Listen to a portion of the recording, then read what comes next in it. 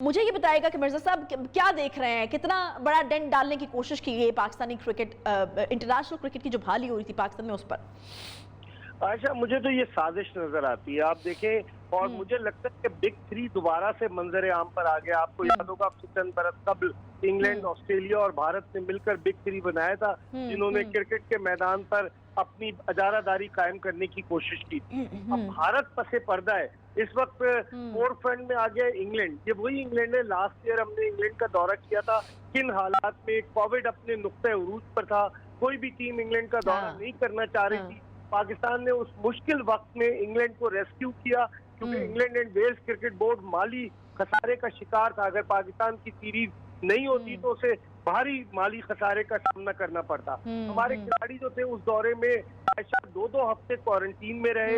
फिर जिस तरह से बहुत टफ था वो, ठहराया गया, बड़ा जुल्म हुआ। तो आखिर इंग्लैंड को ये सोचना चाहिए था, 16 बरस 2006 के बाद 15 बरस बाद इंग्लिश क्रिकेट टीम को पाकिस्तान आना था। मैं समझता हूँ पसे पर्दा इसके इंटरनेशनल एक साजिश नजर आती है।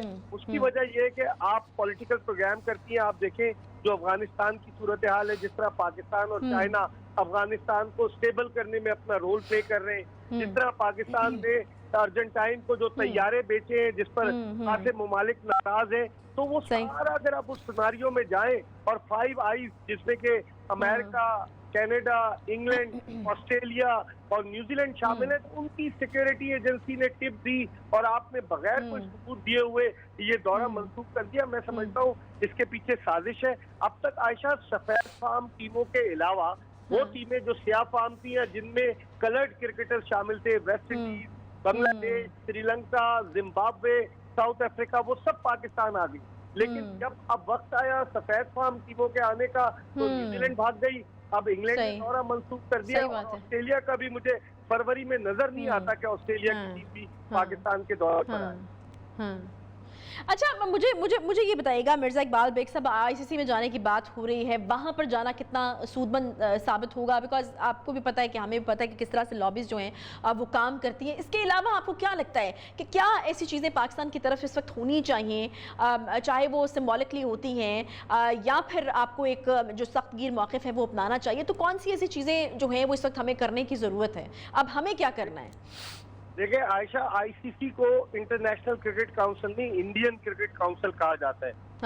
वहाँ पर भारत का इन्फ्लुएंस असर रसूख बहुत ज्यादा है। और अभी जो आईसीसी के नए चेयरमैन बने ग्रेग बार्कले, उनका ताल्लुक न्यूजीलैंड से, और उनको चेयरमैन बनाने में भारतीय लॉबी ने बड़ा वाइटल रोल प्ले किया। उससे पहले भारत के शशांक मनोहर जो थे वो आईसीसी के सदर थे।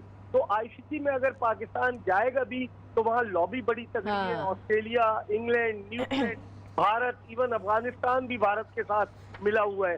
तो मुझे लग रहा है कि वहाँ बड़ा मुश्किल होगा, लेकिन पाकिस्तान को एक स्टैंड लेना चाहिए।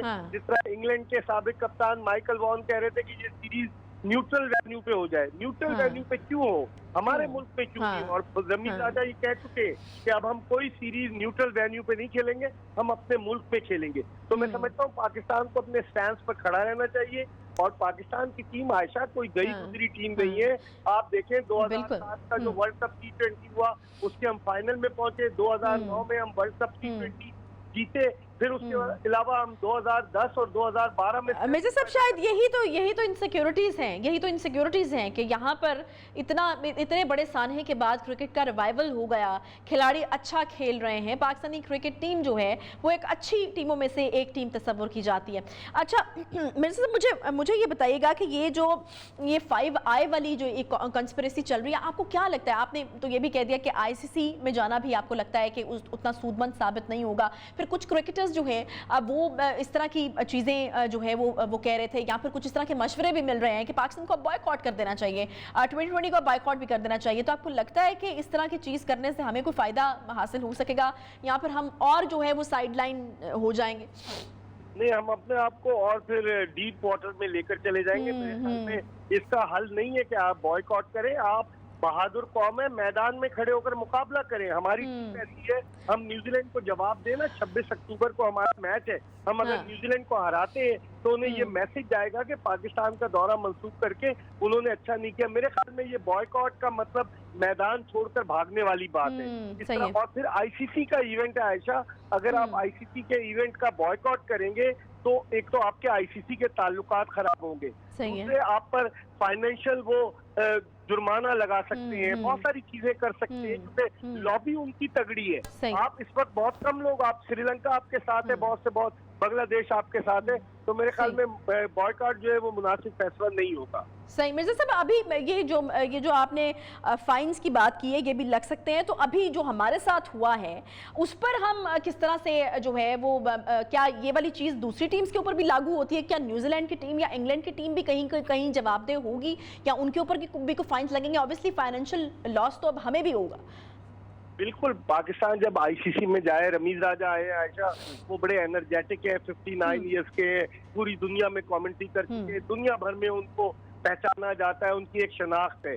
जब वो आईसीसी में पाकिस्तान को रिप्रेजेंट करने जाएंगे तो इस मामले को उठाएंगे, क्योंकि हमें माली नुकसान भी, बहुत भारी माली नुकसान हमें बर्दाश्त करना पड़ा है। लेकिन अगर आप बात कर रही है कि न्यूजीलैंड या इंग्लैंड, अब एक तो न्यूजीलैंड, अब पाकिस्तान जब आईसीसी में जाए तो पूछे कि आप हमें सबूत फराहम करें कि क्या आपके पास इत्तला थी कि आपको दहशतगर्दी का खतरा था। अगर आईसीसी में मामला हल नहीं होता तो आईसीसी के एक डिस्प्यूट रेजोल्यूशन कमेटी है, मामला वहां भी जा सकता है।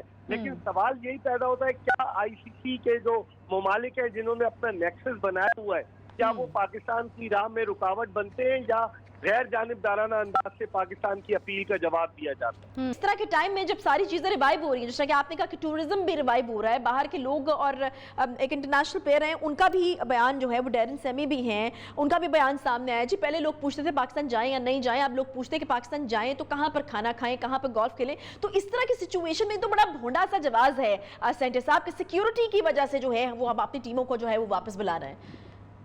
जी हाँ, बिल्कुल मंतक समझ नहीं आ रही है।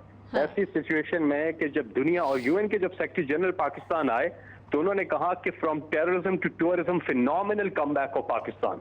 पाकिस्तान आज बदल चुका है, पाकिस्तान की सिक्योरिटी सिचुएशन इस वक्त बहुत मुख्तलिफ है, और वो वक्त जो बुरा वक्त था वो भी हम दुनिया के अमन के लिए कुर्बानियां दे रहे थे, और उससे हम निकले, अमन बहाल हुआ पूरे पाकिस्तान में, क्रिकेट बहाल हुई, इंटरनेशनल क्रिकेट पाकिस्तान में वापस आई।